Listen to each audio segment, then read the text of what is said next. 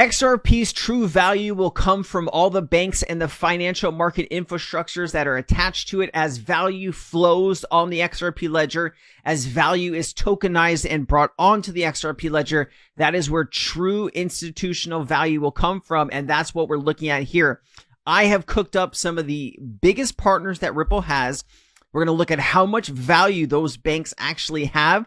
And if that value were to find its way onto the XRP ledger using today's circulating supply, how much would the XRP be per token? And it's in the hundreds. I'll break down all of this here. Let's start first here by understanding how big Ripple actually is. Okay, if you take a look at the entire crypto market, every company that is building in the crypto market, I would say that Ripple probably has more partnerships than any other crypto company. There's, HBAR probably is extremely close, and HBAR could be, a key contender there. But I think when you're just talking about the scale of banks, central banks alike, and financial market infrastructure, stuff like chips and chaps and tips, these are all different payment systems around the world that Ripple and XRP are connected into through their partnerships. And so one of Ripple's big partnerships is MUFG Bank. It says Mitsubishi UFJ Financial Group is one of the world's leading financial groups with total assets of about $2.9 trillion. They have 2,000 locations in over 40 countries. As you can see, they have a ton of value sitting in this bank. We do know from listening to all of these CEOs that tokenization of this value is coming. Now, if the bank is working with Ripple, would it be so crazy to think that some of this value, a lot of this value, will live on the XRP ledger, right? They could have a private ledger for the bank. Each bank that Ripple has, that bank could tokenize their deposits. They could bring over their securities, their bonds, whatever it is. And that value could live on their own private ledger on the XRP ledger. And then when they want to move value, if customers go and they sell different things, or they want to, whatever can happen, it can happen instantaneously for cheap. And if you look at a bank like Standard Chartered, they have about $822 billion in assets. So just these two banks, right? Almost $4 trillion in assets. If you look at Santander, they're a little bit smaller here. Santander NA had about 102. Well, this is Santander Bank North America. Obviously, there's, different levels of it globally, but they have about $102 billion in assets here. And then between 2021 and 2023, Bank of Santander total assets grew from 358 billion euros to 1.8 trillion euros. Okay, so they have a few $1 trillion globally for themselves. And then I was just looking at some of the world's biggest banks. And you have, a lot of banks in China, UBS, Bank of America, Goldman Sachs, MUFG Bank. All of these banks have connections into Ripple. Either they're working with Ripple directly, or they're partner of a partner that is working with Ripple. HSBC, right? UBS, Goldman Sachs, Societe Generale, Wells Fargo. Bank of China is actually connected through Trangolo, BNP Paribas, right? Another bank. Of course, Santander Group, Royal Bank, RBC Royal Bank. All of these banks have tremendous value. These are the biggest banks in the world. And in fact, they are Ripple partners. If you take a look here about how much value under assets each one of these banks has, you can take a look at, this is in the billions. So 6,300 billions. This is 6.3 trillion. All right. Just wanted to give you that USD under billions. So if you look at the Industrial Commercial Bank of China, Agricultural Bank of China, these are just gigantic partnerships here. Bank of China Limited, JP Morgan Chase has 3.8 trillion. Bank of America has 3.1 trillion.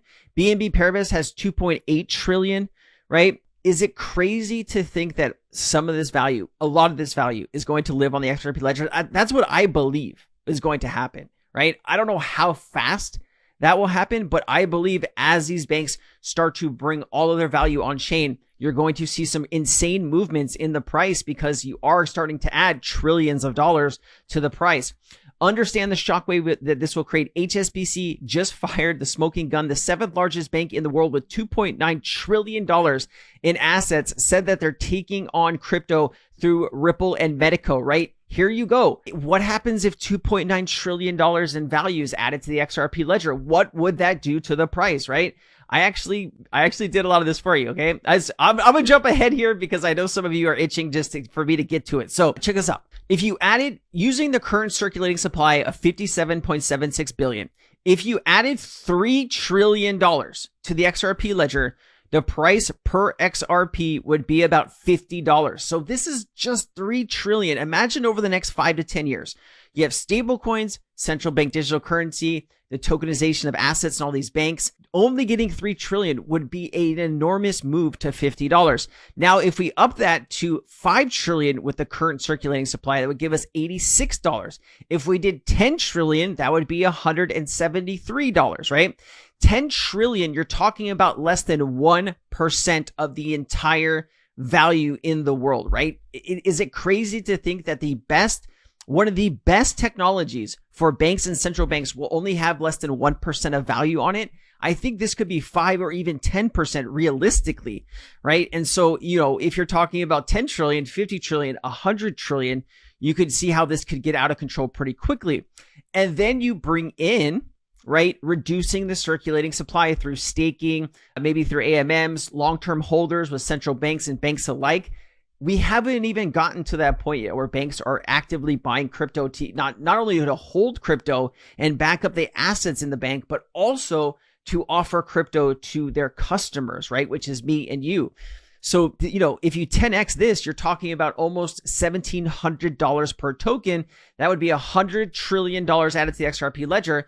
Now, if you reduce the circulating supply, by 20 or 30 billion tokens, you could even get to $5,000, $6,000, $7,000 per XRP, just like that. Let me get back to some of this information. I just wanted to get to that because I know some of you are waiting. If you're getting value from this video, guys, if you're learning stuff, please hit like. It really does help me and the channel grow, and I really appreciate you for that. So here at HSBC and Medico, of course, right, they're going to tokenize and digitize all of their assets, bring it on chain.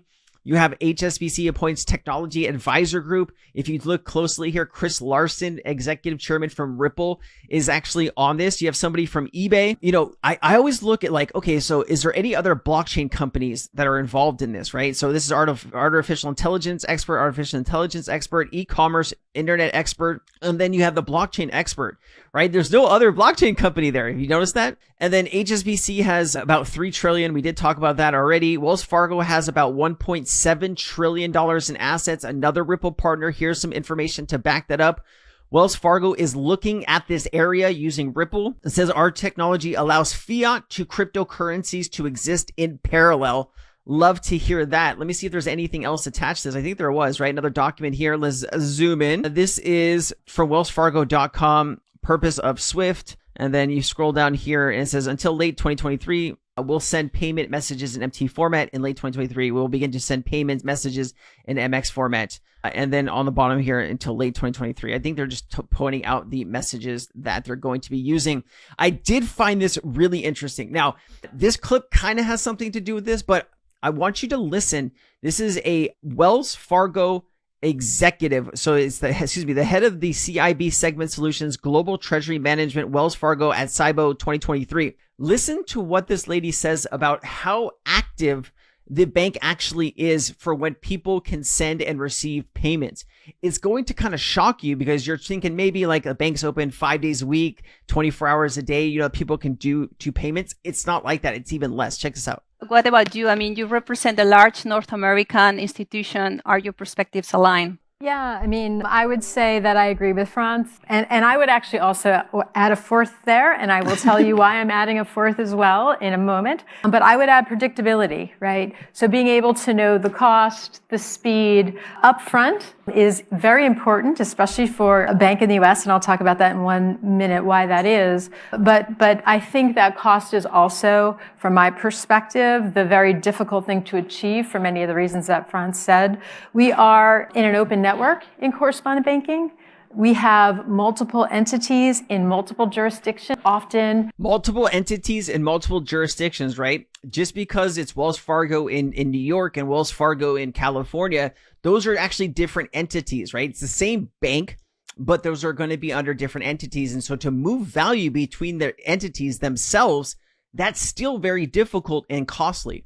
That have to process that payment. And along the way, it's very difficult in an open network to control that end-to-end cost experience. I will also say speed as well. The end-to-end cost experience. You see how they kind of upsell you on how much they're going to charge you for a payment? It's the experience, right? It's so great. For all of the reasons that we talked about. Batch processes still, we are not 24/7 from an RTGS perspective. We're not even 24/5. They're not even 24/5, right? They're not even open 5 days a week, 24 hours each day.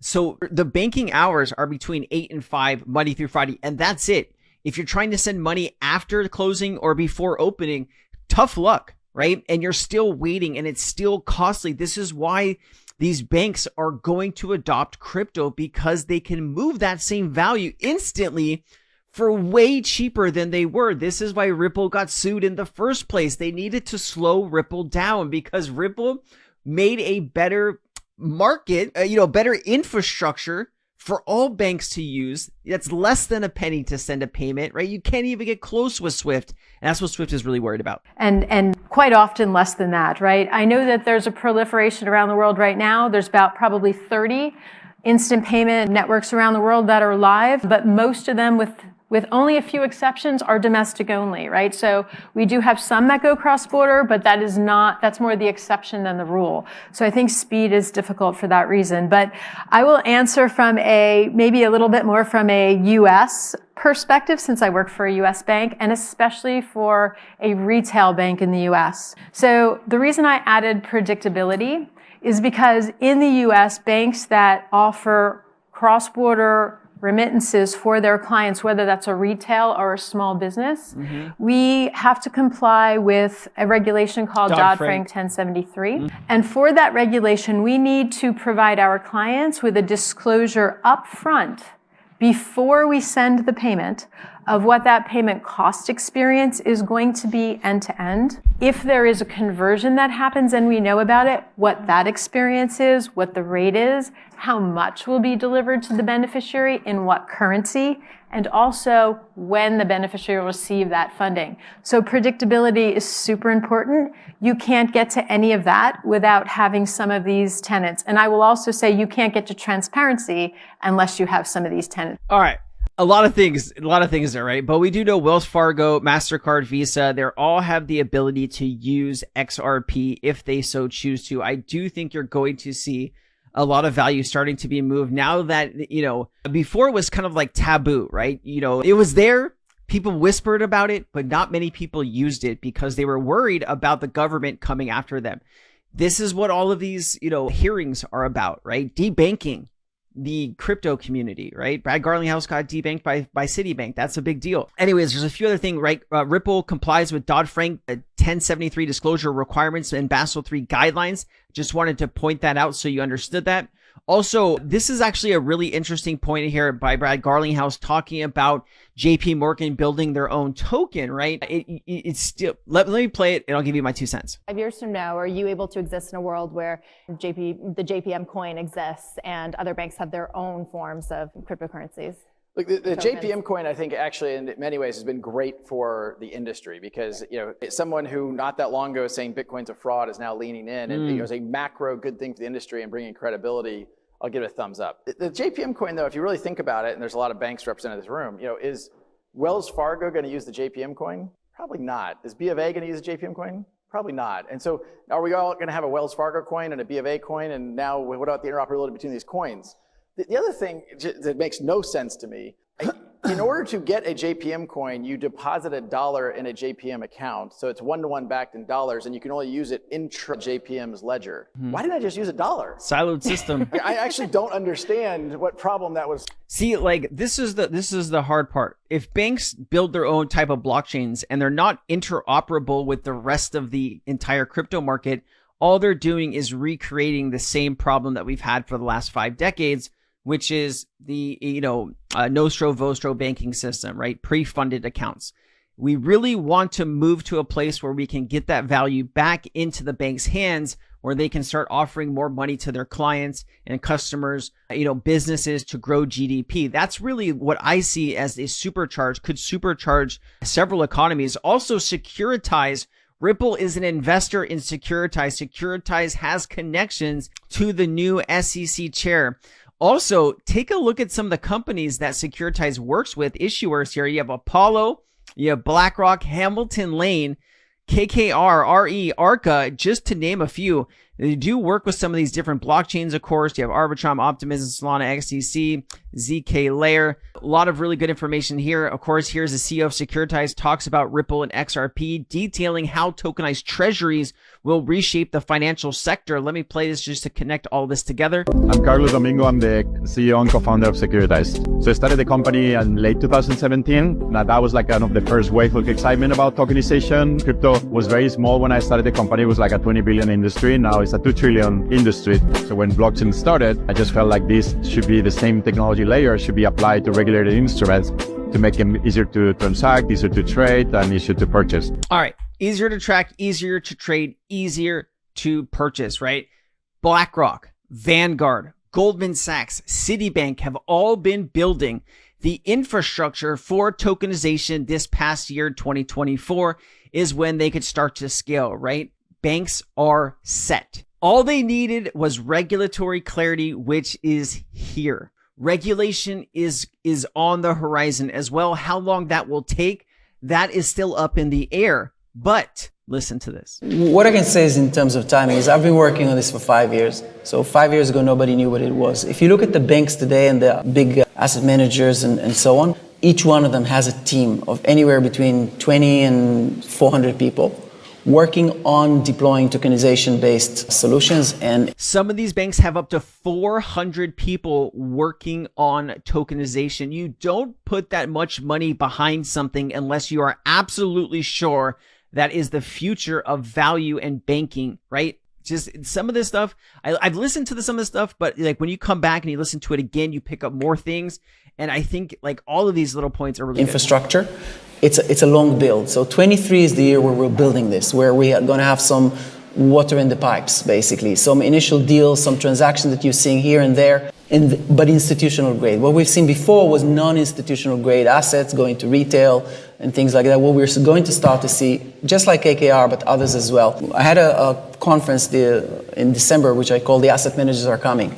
We had Hamilton Lane on stage in Aberdeen and the likes of BlackRock are in the market, the likes of Vanguard and so on. So JP Morgan, as I said, Goldman Sachs, Citibank, they're all working on it. So 23 is the year where we're building the infrastructure.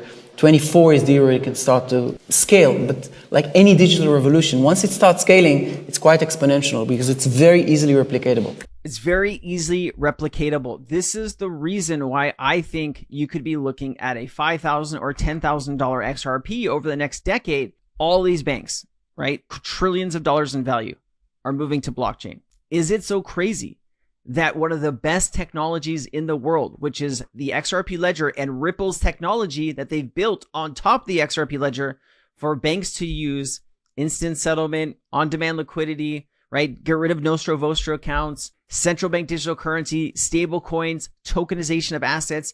Is it so crazy that 10%, 15%, something like that winds up on the XRP ledger? And if it does do that, and we can reduce the circulating supply, a $10,000 XRP isn't just a myth or a secret or something that we kind of say and laugh. It's actually a very real reality into the future as we grow into this. And I'm really excited to see where this all comes from and where it takes place. And anyways, if you're interested in joining my community, Cryptonaires, there is a link down in the description. There's a lot of really good information that we go over. We definitely have our thumb. I have the thumb on the current market and the new trends. If you're interested in new projects, if you're interested in meme coins, if you're interested in DeSci or AI agents, of course, utility tokens, we have it all. There's a link down in the description, a 5-day free trial. We hope to see you around the community. I've been Crypto Sensei.